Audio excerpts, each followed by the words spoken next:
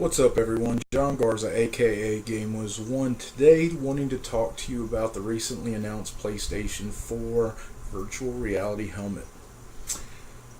What is everyone thinking about this? How is this going to affect the next generation battle between the Xbox One from Microsoft and Sony's PlayStation 4? As you can all guess, I'm looking forward to seeing this thing come out.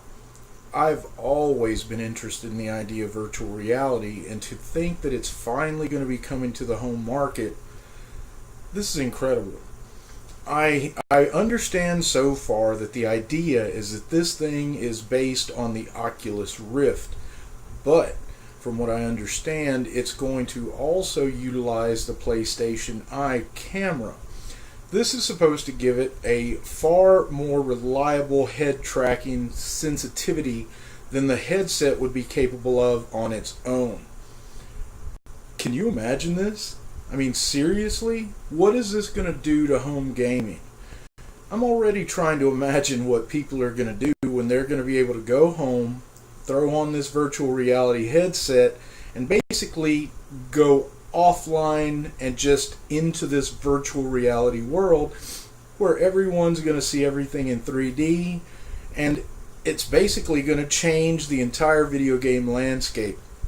What do you guys think?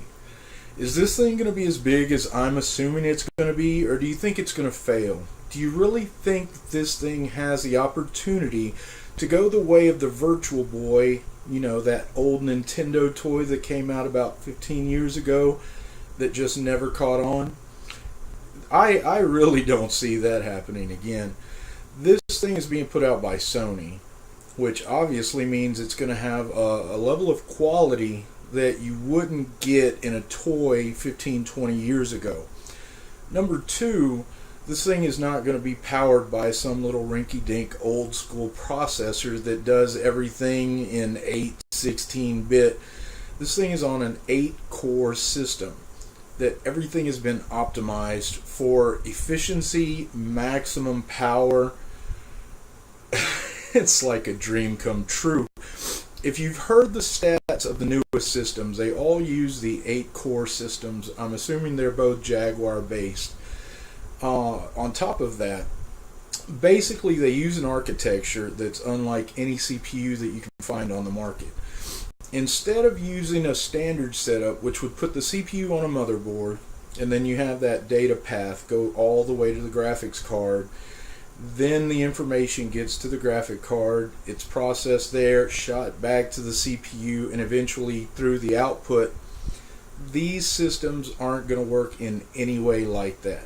Basically, they're system on a chip. Everything is right there on the same die. All the inefficiencies of the past are going to be out the window.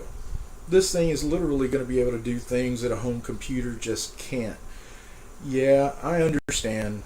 People are right when they say, well, home computers are more powerful. They have the ability to blah, blah, blah. That's true, very true. But people do have to remember that home consoles are always optimized to run hardware and software at peak performance. That's not done for computers. Computers basically aren't standardized. They have many a different format, many a different manufacturers making the parts, and because of that, they all, perform differently. This isn't going to be the case on the PS4 and the Xbox One. These things are basically going to run like Ferraris. They're just going to run. So now we add to that the fact that they're talking about virtual reality. I remember movies from the 80s that, just went crazy with virtual reality. The idea was that this technology was going to change the world. Unfortunately, they didn't have the systems necessary to make it happen. Well, here we are now, 2013, nearing 2014, and we do have the technology to make it possible now. As you've heard before, there's another company, the Oculus Rift. They're working on a VR headset that's going to work on the home computer. Everyone that's seen this thing has basically been left floored. They can't believe the way it works. It's just simple, easy to use. You put it on and it works. It uses a mask that kind of looks like a scuba gear mask, but inside it displays the image to each of your eyes and it gives you a three-dimensional effect. Well, that system basically utilizes little sensors, the same sort that you would find inside the PlayStation 3 controller, the 6-axis, or the Wii U tablet, where you move it a little bit, it senses the motion, and you get the effect on screen. But this system's supposed to be far more accurate.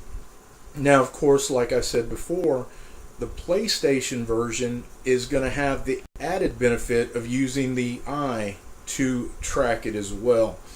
So any issues that you worry about, like latency or any of that, literally there's not going to be any kind of problem whatsoever.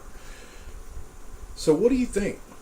How is this going to change your life? I understand that video games are everything to me. I enjoy the hobby. It's been something I've done since I was a little kid playing in the Atari, and here I am all these years later and I still love gaming. Is it going to be as big a change for you as I can imagine that it's going to be for me? If so, what do you think is going to be the appropriate price? That's been the one thing that's worried me so far. I'm trying to imagine this VR headset and hoping that Sony is able to put this product out at a reasonable price point.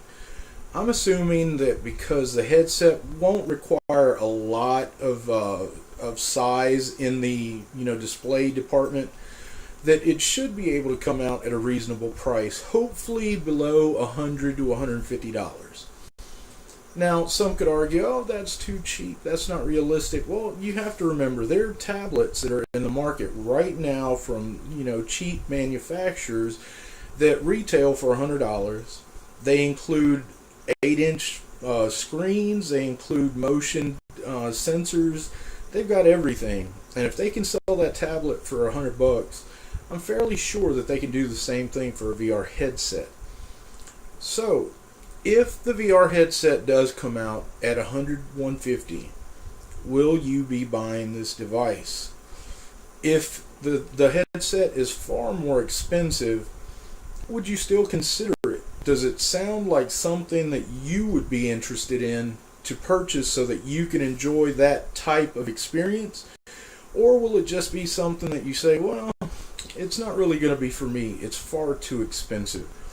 I myself know that regardless of the price, I'm going to find a way to buy this thing because it's something that I've expected for the past 20 years.